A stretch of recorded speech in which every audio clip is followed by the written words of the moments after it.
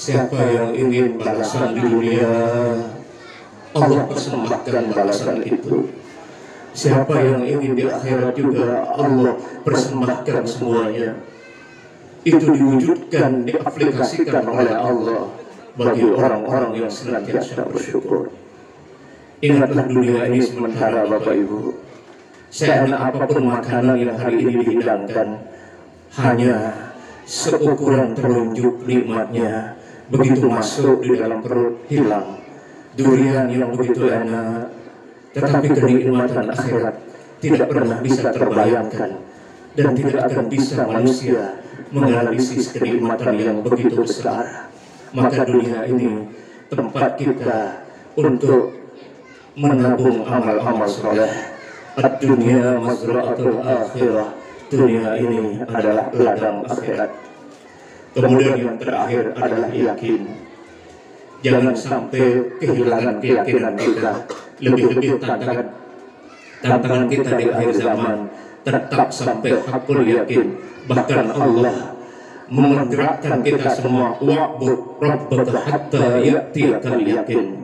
Sembahlah Allah sampai kalian meninggalkan dunia ini, sampai di puncak keyakinan. Ada namanya ilmul yakin, ada namanya ainul yakin, dan ada namanya hakul yakin. Kita kembali kepada surat Al-Isra. Tadi pengertian Rajab secara sepintas oleh Syekh Abdul Qadir Jailani. Rajab itu rahmatullah, judullah, kemudian birullah. Judullah kemurahan Allah, birullah kebaikan Allah. Allah mempersembahkan kebaikannya. Jangan tolak, Bapak Ibu. Rugi pelungguh. Bahkan dalam satu riwayat, ketika Rasulullah SAW diisrakan, beliau di pertengahan jalan dikasih minum oleh malaikat Jibril. Air itu melebihi rasa madu, dan dinginnya melebihi es, serta baunya melebihi kasturi. Apa kata Rasulullah SAW? Wahai malaikat Jibril, saya tidak pernah menemukan minuman seenak ini di dunia. Airnya melebihi manisnya madu. Lalu Rasulullah bertanya kepada malaikat Jibril, wahai Jibril, apakah hanya minuman ini saja untuk saya? Dipersembahkan untuk saya saja minuman yang begini lezat? Tapi malaikat Jibril berkata, tidak ya Muhammad. Minuman ini dipersembahkan nanti untuk umatmu, bagi mereka yang memuliakan bulan Rajab dengan puasa 1 hari di bulan Rajab. Maka minuman ini nanti akan dipersembahkan oleh Allah buat orang-orang yang pernah di dunia dulu memuliakan bulan Rajab. Inilah salah satu dari sekian banyak kemuliaan bulan Rajab yang menjadi bulannya Allah. Rajab itu bulan menanam, Sya'ban itu adalah bulan menyiram, dan Ramadan itu adalah bulan panen. Sya'ban adalah bulan Nabi, dan Ramadan adalah bulan umat Nabi Muhammad SAW. Kita telusuri ayat pertama. Surat Al-Isra itu terdiri dari 111 ayat.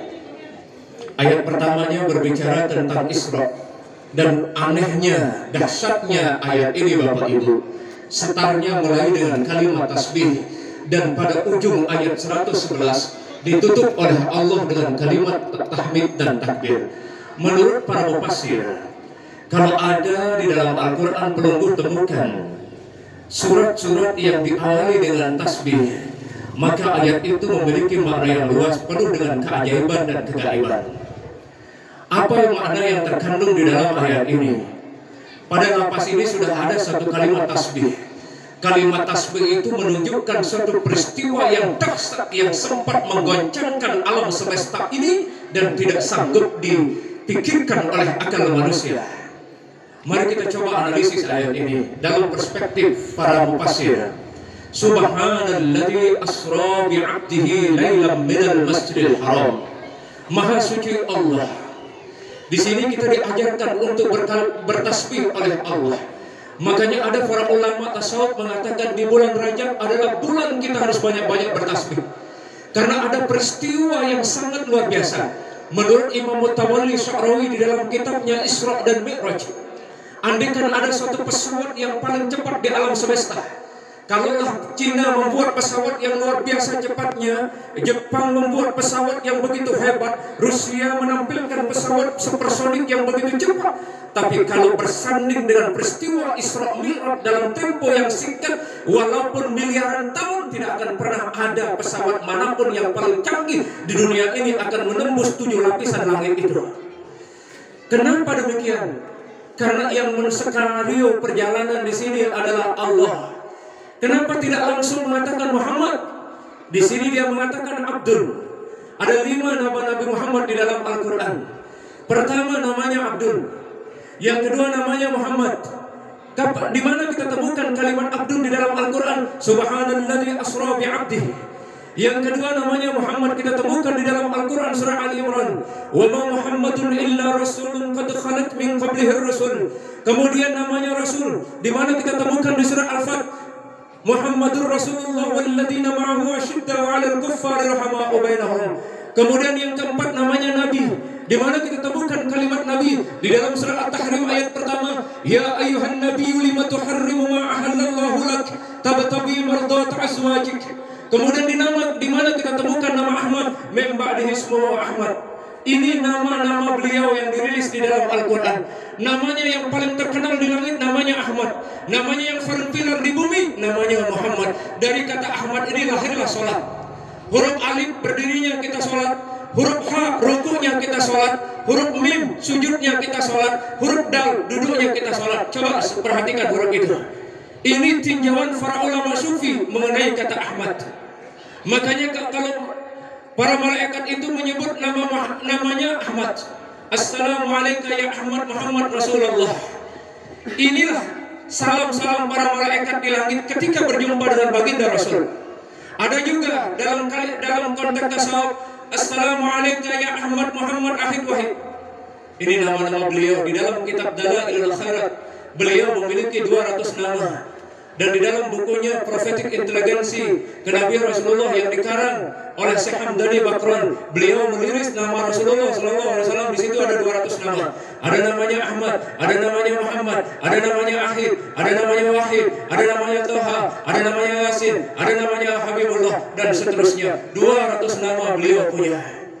Maka siapa yang banyak mengucapkan Assalamualaikum ya Ahmad Muhammad Rasulullah di bulan Rajab, maka Allah seketika menurunkan kemuliaan kepada orang itu.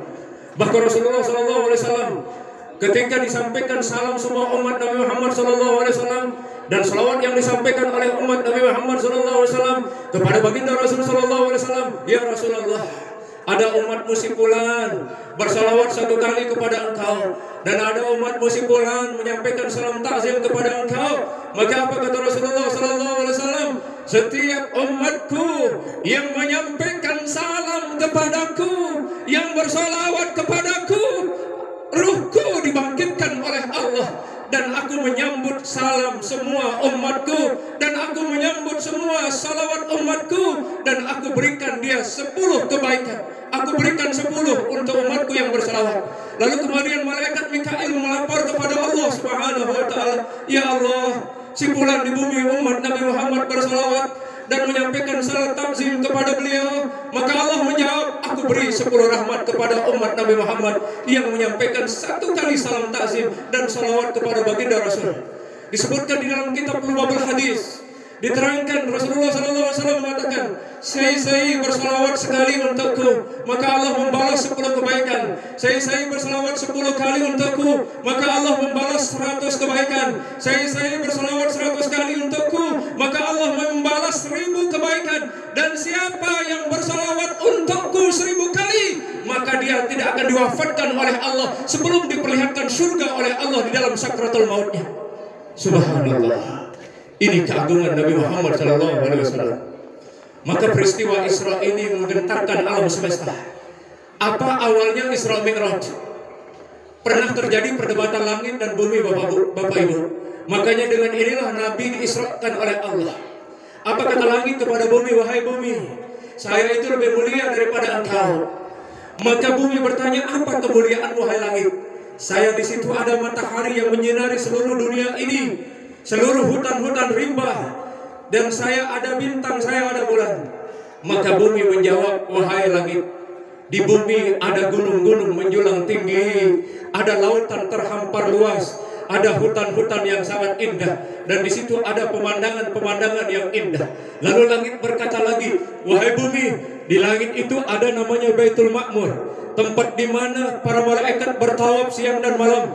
Lalu bumi mengatakan, di bumi ada Ka'bah, tempat umat Nabi Muhammad SAW untuk bertawaf siang dan malam 24 jam sama dengan malaikat di langit. Tetapi di bumi juga ada makhluk yang paling mulia. Dia adalah Muhammad bin Abdullah bin Abdul Muttalib. Dia adalah makhluk yang paling mulia. Dengan nurnya tercipta langit, dengan nurnya tercipta malaikat, dengan nurnya tercipta lautan dan daratan, dengan nurnya tercipta semua apa yang ada di alam semesta ini. Maka pada saat itu langit tidak bisa menjawab. Dan menangislah langit, ya Allah, benar nggak ada makhlukmu di bumi? Dengan nurnya aku ada. Maka Allah menjawab, iya ada langit, dia adalah Muhammad, dia adalah Ahmad, dia adalah Wahid, dia adalah Ahid, dia adalah Yasin, dia adalah Toha. Dengan nurnya maka aku ciptakan engkau wahai langit. Maka menangislah langit dan bersujud di hadapan Allah, ya Allah, menengah ya ungendeng. Kungendeng netaek panjak de siaran Muhammad ini. Nilat aku mana-mana sekejap. Saya akan bahagia diinjak bagaimana mulianya hambamu itu kalau memang karena saya lahir karena nurnya. Maka Allah mengijabah doa langit pada tanggal 27 Rajab, ya Putri Isra Mi'raj.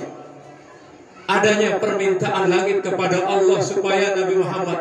Lalu kemudian waktu dia naik di situ, di dalam surga itu ada 40.000 burak diciptakan oleh Allah Subhanahu wa taala. Diperintah malaikat Jibril untuk mengambil salah satu dari 40.000 burak.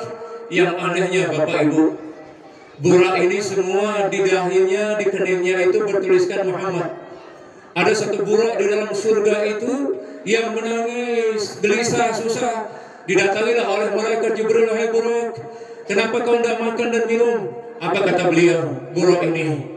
Apa kata malaikat Jibril? Bertanya kepada burak, burak, kenapa kamu tidak makan minum? Saya sudah 40 tahun tidak makan dan minum. Lalu kenapa kau tidak makan dan minum, wahai burak? Saya merindukan yang namanya Muhammad di kening saya. Siapa Muhammad ini? Kok semua kami yang 40.000 ini bertuliskan Muhammad? Tapi kami tidak pernah lihat orangnya. Saya rindu, makanya saya tidak enak makan, tidak enak minum. Saya hanya memikirkan Muhammad. Maka apa kata Jibril? Kebetulan Allah memerintahkan saya untuk mengambil salah satu dari 40.000 burak ini untuk menjadi tunggangannya Muhammad. Langsung burak ini juga. Kalau begitu, hai Jibril, tolong mintakan saya sama Allah supaya saya ditunggang oleh yang namanya Muhammad itu. Maka Jibril melapor kepada Allah, ya Allah, ada satu burak yang sedang menangis, yang sedang sedih, kepingin ditunggangi. Maka Allah memerintahkan malaikat Jibril, ambillah satu burak dari 40.000 burak itu, dan maka burak yang sedih ini diambil. Rasulullah menceritakan pengalamannya di dalam kitab Durratun Nasihin. Ketika beliau antara sadar dan tidak sadar, tiba-tiba terdengar di atap rumah beliau suara yang meledak. Lalu beliau bangkit langsung. Tiba-tiba di situ ada dua malaikat yang muncul, yakni malaikat Jibril dan malaikat Mikail. Lalu malaikat Jibril bertanya, mengucapkan salam kepada baginda Rasulullah SAW dan malaikat Mikail. Nabi Muhammad berkata, wahai Jibril dan Mikail, kenapa kau tiba-tiba datang? Tidak ada pemberitahuan sebelumnya. Di dalam sebuah riwayat kurang lebih 24.000 kali Nabi Muhammad kedatangan malaikat Jibril. 24 kali. Ini menunjukkan kecintaan malaikat Jibril kepada baginda Rasul SAW sampai 24.000 kali. Subhanallah. Lalu pada saat itu malaikat Jibril berkata, saya ingin membawamu menghadap Allah. Kaget Nabi Muhammad. Untuk apa? Jangan tanya, pokoknya yang jelas ini adalah perintah Allah. Di sisi lain dalam riwayat yang lain, kenapa Isra Mi'raj? Beliau dihibur karena meninggalnya istrinya Siti Khadijah. Yang kedua, meninggalnya pamannya. Nah, waktu kedatangan malaikat Jibril dan malaikat Mikail, beliau bercerita, tiba-tiba saya disuruh berbaring, kata Rasulullah SAW, kemudian dibelah dada saya. Lalu kemudian diperintahkan malaikat Mikail mengambil nampan yang terbuat dari emas. Di situ ada isinya air Zam-Zam dan di situ ada isinya air telaga Al-Kausar. Maka di situ saya dibedah. Kemudian ditanamkan 3 hal. Yang pertama ditanamkan iman, yang kedua ditanamkan hikmah, dan yang ketiga ditanamkan ilmu. Ini yang ditanamkan di dalam dada saya, karena dia akan menghadap Allah di tempat yang sangat jauh. Maka tidak akan ada manusia yang bisa kecuali mereka memiliki kekuatan iman yang luar biasa dahsyatnya. Itulah yang akan bisa berjumpa dengan Allah. Ini hakikat daripada Isra dan Mi'raj. Iman itu, kata Nabi Muhammad SAW di dalam kitab Lubabul Hadis, apa kata beliau mendefinisikan iman? Al-imanu uryanun wa libasu taqwa wa zinatul haya wa thamaratuhu al-ilm. Iman itu adalah telanjang, bajunya adalah takwa, perhiasannya adalah malu, dan buahnya adalah ilmu. Iman inilah yang pertama kali diletakkan di dalam dada Rasulullah.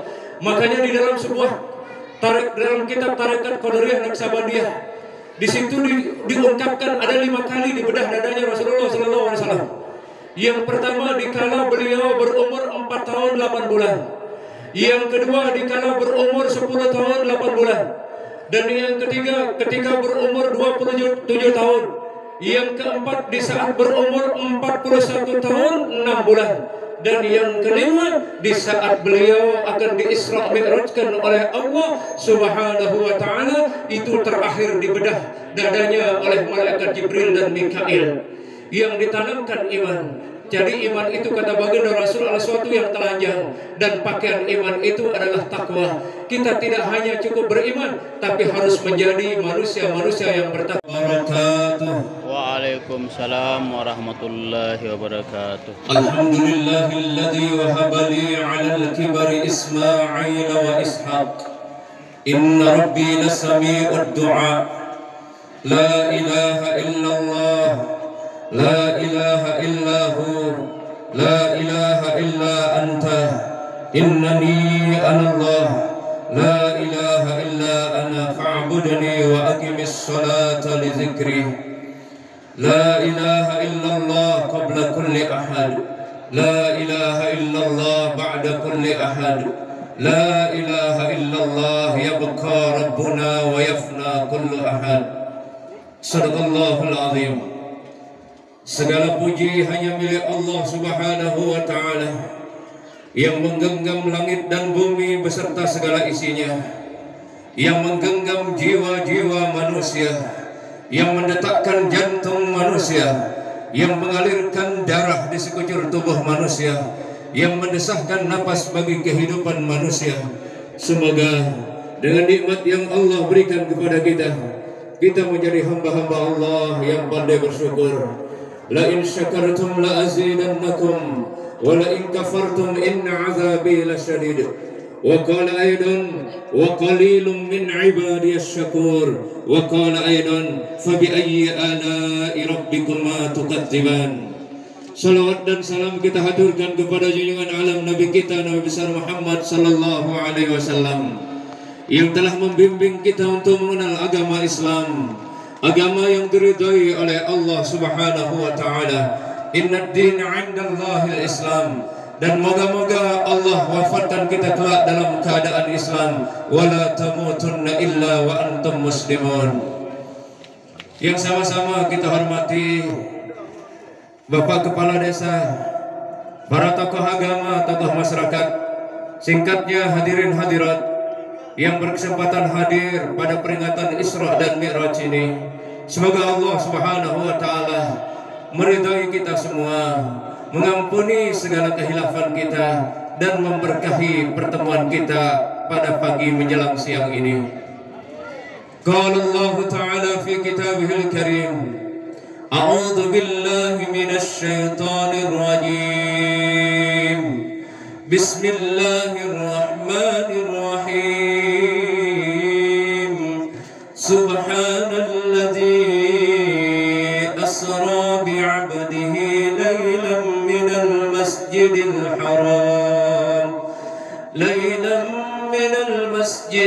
haram ilal masjidil aqsa alladzi barakna hawlahu linuriyahu min ayatina innahu huwas sami'ul basir.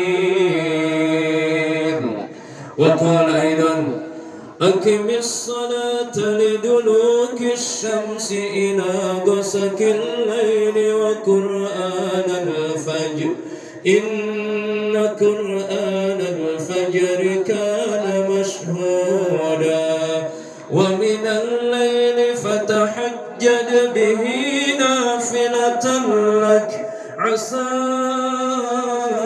an yab'athaka rabbuka maqaman mahmuda. Subhanallah. Tema yang diberikan kita meningkatkan kualitas ibadah melalui pendalaman syariat Islam Ahlus Sunnah wal Jamaah. Kita masih dalam suasana bulan Rajab. Inna iddatash syuhuri 'inda Allah 12 syahran fi kitabillah. Yauma khalaqas samawati wal ardh minha arba'atun hurum. Di sisi Allah Subhanahu wa taala ada 12 bulan. Di antara 12 bulan itu 4 di antaranya bulan Muharram, 4 di antaranya bulan haram. Simbe si kenada 4 bulan haram ini. Si pertama adalah Zulqa'dah, yang kedua adalah Zulhijjah, dan yang ketiga Muharram, dan yang keempat adalah Rajab. Syekh Abdul Qadir, seorang pendiri tarekat Qadariyah, merilis makna daripada Rajab itu di dalam kitabnya Al-Gunyah. Terdiri dari 3 huruf. Yang pertama adalah huruf Ra, yang kedua adalah huruf Jim, dan yang ketiga adalah huruf Ba. Apa makna daripada huruf Ra pada huruf lapas Rajab? Ra kata beliau adalah rahmatullah, Jim adalah judullah, Ba adalah birullah. Pada bulan Rajab, kata Syekh Abdul Qadir Jailani, diturunkan rahmat oleh Allah Subhanahu wa taala. Artinya bulan Rajab ini bulan ditumpah ruahkan kasih sayangnya oleh Allah Subhanahu wa taala. Maka salah satu dari 4 bulan yang diharamkan oleh Allah adalah Rajab, di mana bulan ini diistimewakan oleh Allah. Bahkan Allah menyebutnya sebagai syahrullah, bulannya Allah Subhanahu wa taala. Rahmat Allah tertumpah ruah, kasih sayang Allah tertumpah ruah kepada kita. Makanya di bulan Rajab ini jaga Rajab, jangan dikotori Rajab ini, jangan bertumpah ruah, jangan menumpahkan darah di bulan Rajab, jangan saling memfitnah, jangan saling menggibah, jangan saling membenci.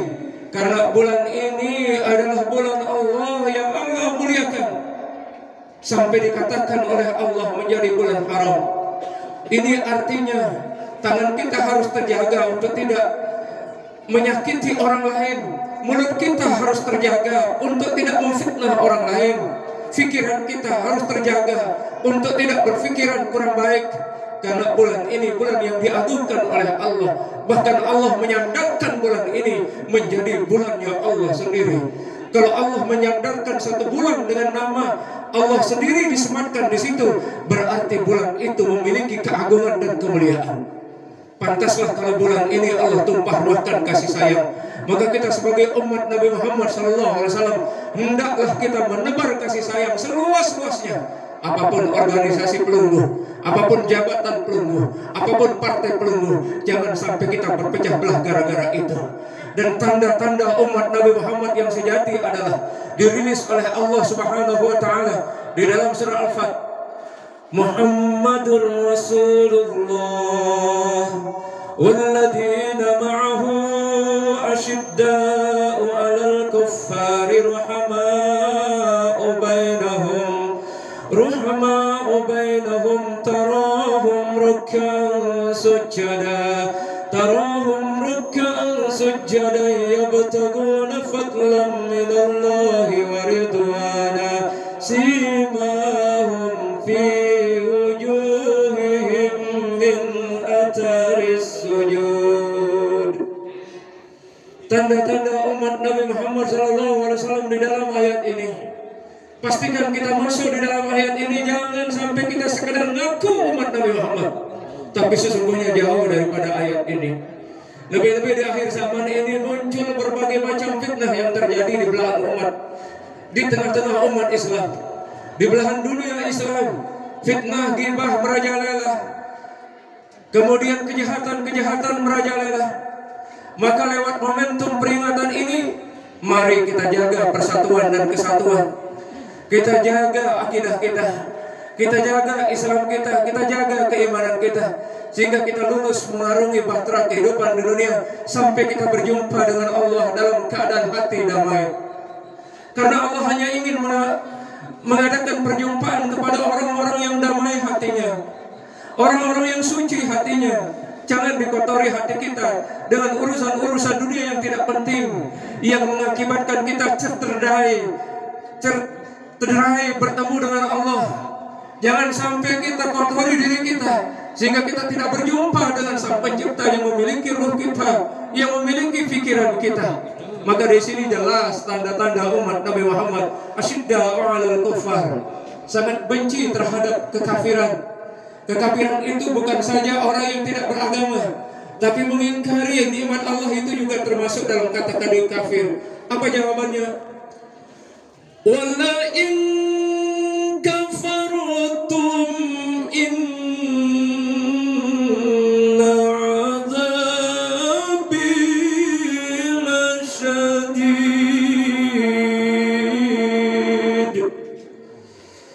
Siapa yang mengingkari nikmat Allah, yang kufur terhadap nikmat Allah, azabnya amat sangat pedih. Maka kita kembali kepada makna daripada Rajab itu adalah rahmatullah, diberikan kita rahmat dan kasih sayang, maka tebarkanlah kasih sayang. Ruhama'u bainahum, saling mencintai antara sesama. Perbedaan itu sudah sunnatullah, tidak ada kita yang sama di belahan dunia ini. Kalau sama tauhid kita, sama rukun iman kita, sama rukun Islam kita, kalau persoalan khilafiyah jangan lagi diungkit-ungkit sehingga membuat kita menjadi berpecah belah. Ini salah satu kemunduran umat Islam karena masih selalu berbicara tentang khilafiyah. Makanya Imam Nawawi dalam kitabnya mengatakan kenapa umat Islam mengalami kemunduran. Satu, karena umat Islam lari dari syariat Islam. Yang kedua, karena umat Islam lari daripada Al-Quran. Yang ketiga, karena umat Islam berpecah belah. Kalau kita lari dari syariat Islam, agama yang paling sempurna di sisi Allah, semua aspek kehidupan kita diajar. Tata cara berkeluarga kita sudah diajar, tata cara kita berteman sudah diajar, tata cara kita bersaudara. Bahkan di dalam Al-Quran Allah persatukan kita di seluruh belahan dunia ini dengan sama-sama keyakinan. Innamal mu'minuna ikhwatun fa aslihu baina akhawaykum. Sungguhnya orang beriman bersaudara satu dengan yang lain. Maka kalau ada saudara kita yang kemudian berkelahi, yang berpecah belah, maka damaikanlah. Ini akhir zaman. Kalau kita terus di dalam khilafiyah, maka Islam akan mengalami satu kemunduran. Bukan agamanya yang mundur, tapi kita sebagai orang yang melaksanakan ajaran agama itu. Maka ciri-ciri umat Nabi Muhammad ruhama'u bainahum, saling mencintai, saling mengasihi. Perbedaan itu sudah biasa dan wajar. Ya ayuhan nas, inna khalaqnakum min dzakarin wa unsa وَجَعَلْنَاكُمْ شُعُوبًا وَقَبَائِلَ لِتَعَارَفُوا إِنَّ أَكْرَمَكُمْ عِندَ اللَّهِ أَتْقَاكُمْ إِنَّ اللَّهَ عَلِيمٌ خَبِيرٌ. Allah deklarasikan dirinya sebagai pencipta manusia. Wahai semua manusia, Allah panggil dari timur dan barat, dari masyrik sampai maghrib. Allah panggil semua manusia, Allah ciptakan laki dan perempuan, berbangsa-bangsa dan bersuku-suku, supaya apa? Kita semua saling mengenal satu sama lain. Yang terbaik di sisi Allah adalah ketakwaan, bukan jabatan, bukan popularitas, bukan banyaknya harta, bukan karena kita keturunan Tuan Guru, bukan karena kita keturunan Raden, bukan karena kita keturunan Lalu, tapi yang menjadi strata sosial di hadapan Allah yang paling hebat dan paling menentukan arah kehidupan kita adalah takwa itu sendiri. Apa itu takwa? Kata Imam Qushairi di dalam kitabnya Risalah Tauhid, takwa itu lahir dari 4 huruf. Yang pertama huruf ta, yang kedua huruf ko, yang ketiga huruf waw, huruf ta, kop, waw, dan iya. Apa makna dari huruf ta? Tawaddu. Orang bertakwa itu cirinya tawaddu, rendah hati. Kata Imam Al-Hasan Al-Basri, seorang tokoh tasawuf, tanda orang itu tawaddu, kata beliau, sederhana. Ketika ada sisa sesama muslim minum, kemudian dia minum air bekas sama teman muslimnya, sama teman seimannya, itu termasuk orang-orang yang tawaddu. Kemudian kata Syekh Abdul Qadir Jailani, tawaddu itu diartikan oleh beliau adalah senantiasa menghormati orang yang lebih tua daripada kita, senantiasa menghormati orang yang lebih berilmu daripada kita. Itu tawaddu. Maka orang takwa itu harus memiliki rasa rendah hati, bukan rendah diri. Kalau rendah diri itu dia menghinakan dirinya dengan sifat-sifat mazmumah, sifat-sifat yang buruk. Dia melakukan maksiat, dia melakukan kezaliman. Itu namanya rendah diri, bukan rendah hati. Tapi rendah hati adalah orang yang senantiasa tunduk dan patuh terhadap perintah Allah Subhanahu wa taala. Kemudian qanaah, orang takwa itu adalah orang qanaah, rela menerima apa yang diberikan oleh Allah dengan penuh keikhlasan, dengan penuh kesyukuran. Maka di dalam kitab Fathur Rabbani oleh Syekh Abdul Qadir Jailani, ada 3 cara kita untuk menerima nikmat Allah.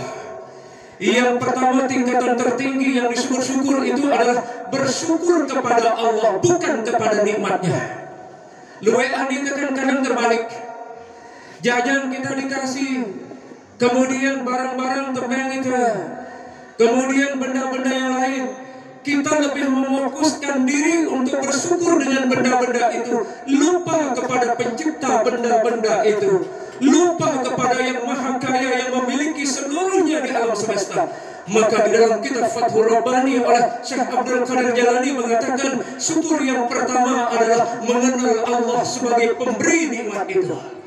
Baru yang kedua, kata beliau, adalah mensyukuri, menikmati hidangan itu sebagai bentuk nikmat. Yang ketiga adalah bersyukur kepada orang yang mengantarkan kita nikmat. Dan dia teingkar nikmat dengan si ngembang kita kebaikan. Dan dia teingkar jasa dengan si ngembang kita kebagusan.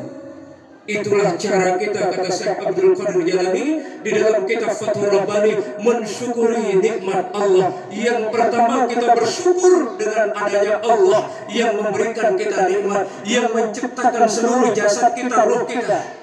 Baru kemudian hidangan yang datang itulah. Ini cara kita bersyukur. Kita terus kemudian wara. Wara itu artinya oleh Imam Ahmad Muhammad bin Muhammad Al-Ghazali di dalam kitabnya Ihya Ulumuddin dan Mutasyafatul Qurub.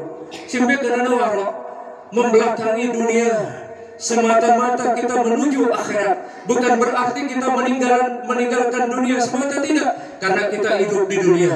Bahkan Allah mengajarkan kita satu doa keseimbangan, di mana Rasulullah setiap tawaf di Ka'bah itu di rukun Yamani selalu berdoa, Rabbana atina fid dunya hasanah wa fil akhirati hasanah wa qina adzabannar. Hidup ini harus memiliki balansi, keseimbangan hidup di dunia, keseimbangan hidup di akhirat. I'mal lid dunya ka'anna ta'isha badan wa amal li akhirah ka'anna tamutu badan. Bekerjalah untuk duniamu seolah-olah kau hidup selama-lamanya. Bekerjalah, berbuatlah untuk akhiratmu seolah-olah kau mati besok.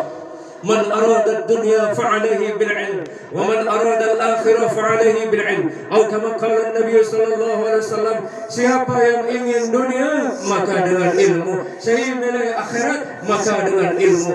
Bahkan Allah persembahkan di dalam Al-Qur'an surat Al-Imran, wa may